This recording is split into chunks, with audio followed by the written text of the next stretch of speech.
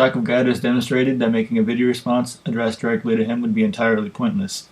So instead, I would like to address this video to his viewers, since he has shown no interest in the truth of the matter, but has insistently repeated his question regardless of the response. Perhaps because his reputation or career is at stake.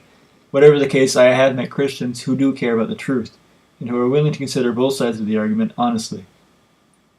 To begin with, Shock's infamous question, what proof and evidence can you provide that proves atheism is accurate and correct, is a redundant and childish attempt at shifting the burden of proof away from his belief about God.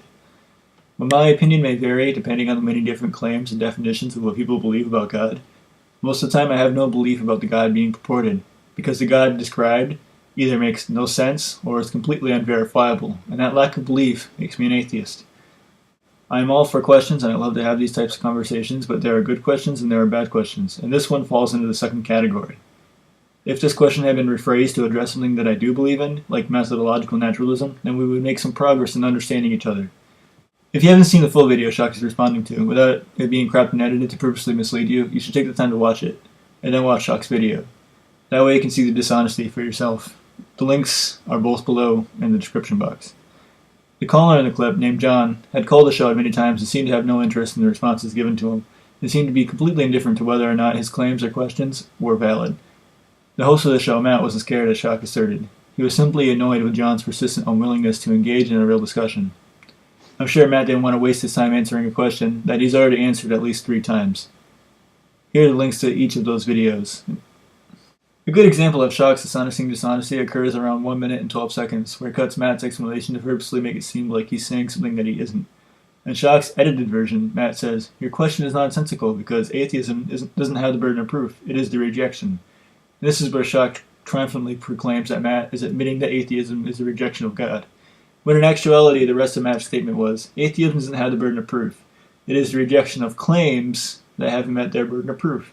This omission cannot be accidental. Every time Don or Matt makes a point, Shock never allows them to finish. In his edited version, Shock simply keeps repeating himself as though that will absolve him of his obvious irrationality.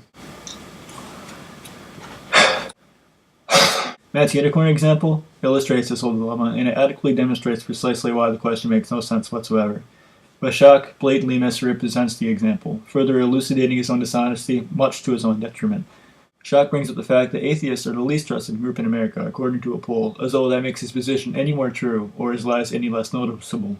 And his absurdities escalate to new heights when he says, perhaps atheists can't find God for the same reason a thief can't find a policeman.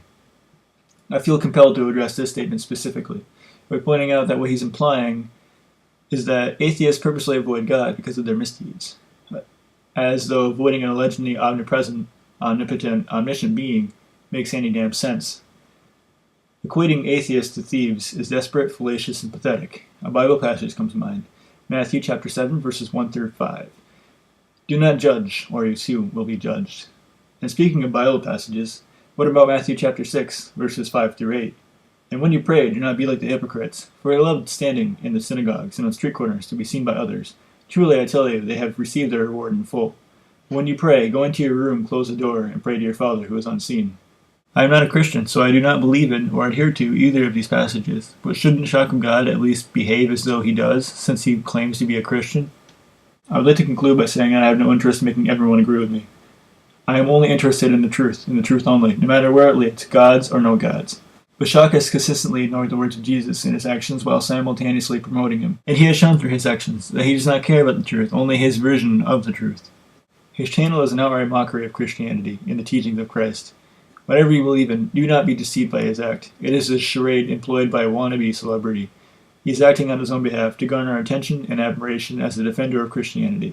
But, like many televangelists before him, he employs dishonest tactics and fails miserably to reach the standards he himself sets for others. He doesn't deserve your attention or your admiration. He is like a solitary circus clown, trapped and blinded by a stage light who cannot stop performing for an audience he will probably never see with a clear and unbiased view. He can faintly hear their laughter beyond the silly music, but he'll never be quite sure if they're laughing with him or at him. Don't bother to mock him, he already mocks himself. And if you can see beyond his imaginary stage light to notice your mockery, he'll only become galvanized to convince himself that he must keep performing so that the attention wall is beyond him during a self-deluding downward spiral. If he deserves anything from you, aside from a passing look of disgust or pity, it is an awe-inspiring astonishment at the depraved depths that a single human being can reach.